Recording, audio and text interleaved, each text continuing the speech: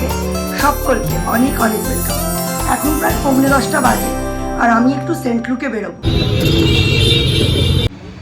ঠিক আছে, 4 তারিখ ধূমকেতুর ট্রেলার আর আজকে সকাল সকাল উঠে সৌম্য পড়তে চলে গেছে আর সৌর্য আজকেও স্কুলে যায়নি কারণ প্রচণ্ড বৃষ্টি হচ্ছিল। সারা রাত বাজ পড়েছে, সারা রাত বিদ্যুৎ চমকেছে আর মুষলধারে বৃষ্টি হয়েছে। বৃষ্টিটা কমলো ঠিক 7:30টার পর। কি করে নিয়ে যাব, নিয়ে যেতে পারলাম না।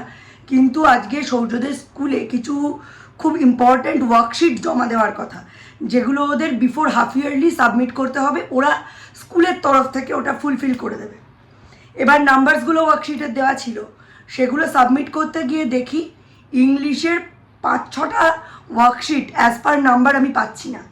এবার সেগুলো হারিয়ে ফেললাম না স্কুল থেকেই সেটা দেওয়াতে কোনো রকমে গন্ডগোল হয়ে গেছে, বুঝতে পারছি না। ম্যামকে ফোন করলাম, ম্যাম বললো আপনি বেঙ্গলি আর ম্যাথটা আমাদের সাবমিট করে যান, তারপরে ইংলিশটা আমরা দেখছি।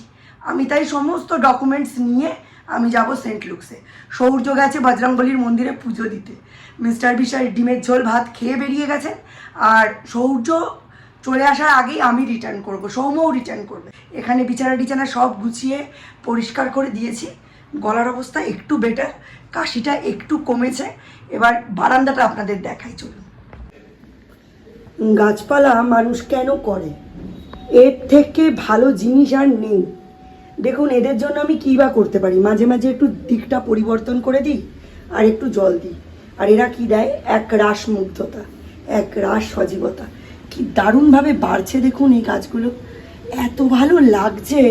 তবু এগুলোর নিচের একটু প্লেট না হলে না মন খুলে জল দিতে পারছি না। তাই এগুলোর জন্য যদি পারি একটু প্লেটস কিনে নিয়ে আসবো, ওই প্লাস্টিকের নিচের দিকে দেওয়ার যে প্লেটসগুলো সেইগুলো, বিশেষ করে এই গাছগুলোর জন্য। আজকে সৌর্য কী করেছে দেখুন, এই জায়গাটা হিসি করেছে, হিসি করে একটা পাশবালিশ দিয়ে জায়গাটা চাপা দিয়ে রেখেছে। তোষক তো গেছেই, পাশবালিশটাও গেছে। তো থেকে যত বড় হচ্ছে বদমাইশি বুদ্ধি বাড়ছে। আমাকে বলছে আমি হিসি করিনি। আইলাম তাহলে মানে কে কী করেছে? বলছে কেউ কিছু করেনি, বিছানা থেকে বৃষ্টির জন্য জল উঠেছে, তাই জন্য আমি পাশবালিশটা চাপা দিয়েছি। ভাবুন কীরকম লাগে, জামা কাপড় শুকিয়ে কুল পাচ্ছি না। আজকে মিস্টার বিশ্বাস অফিস যাওয়ার আগে দড়িটা লাগিয়ে দিয়ে গেলেন, আমি এক গাদা কেচেছি। এইটাকে মেশিনে ড্রাই করে মেলে দিয়ে তারপর বেরোবো। ওই দেখুন মশলার গাড়ি, ময়লার গাড়ি বেল বাজাচ্ছে। রেডি হয়ে বেরিয়ে পড়েছি।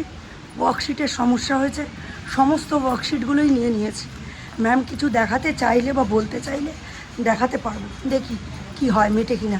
এমন এক আতান্তরে পড়েছি বাবা রে বাবা, কি চিন্তা কি চিন্তা। রাত্রিবেলা ম্যামকে মেসেজ করলাম, বলছি ম্যাম 6খানা শিট পাচ্ছি না। ম্যাম বলছেন কোনো রকমভাবেই আমাদের হাত থেকে হারায়নি, এটা মনে হয় আপনিই মিসপ্লেস করেছেন। কি ঝামেলা বলো তো, বাড়িতে এতগুলো কাজ গেল, পুজো গেল ছোটোখাটো একটা, এর মধ্যে যদি আমি হারিয়ে ফেলি।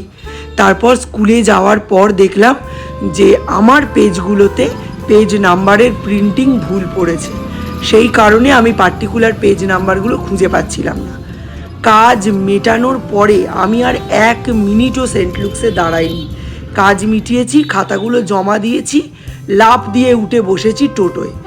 আর টোটোতে বসার পরে সেই টোটোওয়ালা বলে আমি একজনকে আগে হসপিটাল নামাবো, তারপর আমি বাড়িতে নিয়ে যাব আপনাকে। বেশ কথা, কম টাকায় বেশি দূর যেতে পারবো এই ভেবে উঠে বসলাম। এদিকে সেই টোটোওয়ালা আমায় ঘুরিয়ে ফিরিয়ে প্রথমে নিয়ে চলে যাচ্ছে গড়িপা। সেখান থেকে উঠলাম নৈহাটির রাস্তা, বাপরে বাপ, শুধু এটাই তুলেছি, খানা খন্দে ভরা। যে কোনো মানুষ যদি অন্ধকারে রাস্তায় চলতে যায় হাত পা ভাঙবে নিশ্চিত। বলেও পয়সা বাঁচাতে পারবো না। একটা পোলোর রং 12টার পোলো, হ্যাঁ 12 পিসের। বাবা ঝামেলাটা যে মিটে গেছে এটাই অনেক। বাড়িতে চলে এসেছি, রান্নাবান্না এখন করবো না। আজকে এমনিতেও একাদশী, খুব একটা চাপ নেই। এখন একটু মামুনির কাছে যাব, অনেক দিন মামুনির কাছে যাইনি, গল্প করিনি, আড্ডা মারিনি। এখন জামা কাপড় সব এই যে মেলে দিয়েছি, সব জামা কাপড় মেলে দিয়েছি, ওইটা আড্ডা মেরে আসছি, এসে রান্না করবো। ও বৌদি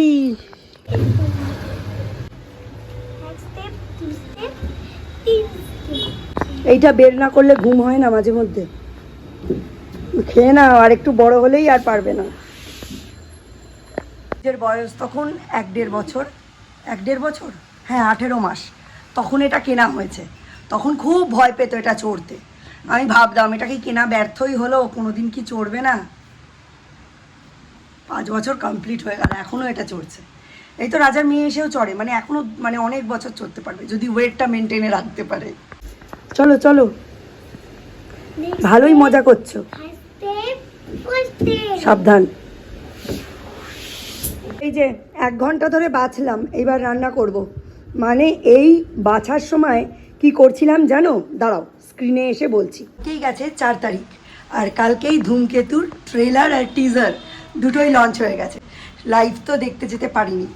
কালকে রাত্রির বেলা রাত জেগে আমি ট্রেলার, টিজার, দেব শুভশ্রীর ইন্টারভিউ সবটা দেখেছি। ঘুমোতে যখন গেছি তখন ঘড়ির কাঁটায় বাজে 4:30, আর তখন অবধি ধুমধুমার বৃষ্টি। ঘুম ভেঙেছে একদম কাঁটায় কাঁটায় 6:30, তখনও বৃষ্টি। ওই দেখে আবার ঘুমিয়ে পড়েছি, কিন্তু তাতেও কালকে আমি শেষ করতে পারিনি। আমার ফোনের চার্জ চলে গিয়েছিল, আমি দেখতে পারিনি। এখন আমি পুরো সেই লাইভ প্রোগ্রামটা আবার চালিয়ে দেখতে দেখতে শাপলাটা কাটলাম, আর তার সাথে সাথে ফেসবুকে একটা লাইভও করলাম। দেব শুভশ্রীকে একসঙ্গে দেখতে পাচ্ছি আর দেখতে যাব না, সেটা তো হতেই পারে না। এটা তো অনেক পরের কথা। 14 তারিখ আসতে এখনও ঢের দেরি আছে, আর 20 তারিখের আগেই দেখে নেবো, কারণ 20 তারিখ থেকে দীপের সৌর্যের পরীক্ষা শুরু হয়ে যাচ্ছে, তাই দেরি করব না। কিন্তু সেসব তো পরের কথা। এতদিন পরে দুজনকে দেখেই মনটা ভরে যাচ্ছে। দুজনেই দুজনের জায়গায় প্রচণ্ড ম্যাচিওর আছে, প্রচণ্ড খুশি আছে, সুখী আছে, সাকসেসফুল আছে। ফ্যান হিসাবে, দেবের ফ্যান হিসাবে আমরা আর কি চাই। আমি শুভশ্রীকে পছন্দ করি, তবে আমি শুভশ্রীর ফ্যান নই। তবে দেব শুভশ্রী জুটি আমার ভালো লাগে, তবে দেবের আমি ফ্যান। আমি যখন দেবের প্রথম দিকে ফ্যান ছিলাম, আরও এখন চিরকালই ফ্যান, তখন অনেকে বলতো কি ভালোবাসিস, ওই ছেলেটা কি অত দূর আর কি করতে পারবে, ওই তো বাংলা বলতেই পারে না, ওই তো তোতলা। সেই তোতলা ছেলেটাই করে কমে আজকে বাংলা ইন্ডাস্ট্রির, টলিউড ইন্ডাস্ট্রির মেগাস্টার। প্রসেনজিৎ চক্রবর্তীর পরে, চ্যাটার্জির পরে যদি কারোর নাম আসে তাহলে সেটা দেব। এর মধ্যে আর কোনো অপশান নেই। তাই প্রথম থেকেই যাকে ভালোবেসেছি তাকে এতটা দূরে পৌঁছতে দেখে জাস্ট চিৎকার করতে ইচ্ছে করছে। আর এতদিন পরে দেব শুভশ্রী জুটি তার ক্যারিশমা ছড়াবে, আর আমি যাব না হলে, এ তো হতেই পারে না। বন্ধ আছে। মাসি তোমার হ্যাপি বার্থডের জন্য এগুলো দিয়েছে মাসি। হ্যাঁ মাসি, এটা তোমার হ্যাপি বার্থডের গিফট। কি কি আছে? পেন্সিল আছে, রাবার আছে, কল আছে, আর চিপস আছে। হ্যাপি? হ্যাঁ মাসিকে তো এবার থ্যাংক ইউটা বলতে হবে। ধীরে ধীরে আকাশটা মেঘলা হতে আরম্ভ করেছে, যে কোনো মুহূর্তে বৃষ্টি আসবে। আর এই বৃষ্টির সময় টেনে টেনে তোলার জন্যই আমার দড়িটা ছিঁড়ে গেল। নইলে আগে যে দড়িগুলো টাঙিয়েছিলাম ওগুলো 4 বছর টিকেছে। এইগুলো, এগুলোর আয়ু হচ্ছে 6 মাস। 6 মাস পরে এগুলো নষ্ট হয়ে যায়। আর ওগুলো আমি মিশো থেকে অর্ডার দিয়ে এনেছিলাম, 4 বছর চললো। এখন প্রত্যেকটাই শুকিয়ে গেছে, কিন্তু ওই তাতে নিয়েই যা। এটা যদি যাওয়ার আগে, স্কুল যাওয়ার আগে মেলে দিতে পারতাম তাহলে অবশ্যম্ভাবী শুকিয়ে যেত। কিন্তু তখন এত দেরি হয়ে গেল, আর এত একটা মানসিক অশান্তির মধ্যে ছিলাম যে মেলে দিয়ে যেতে পারি।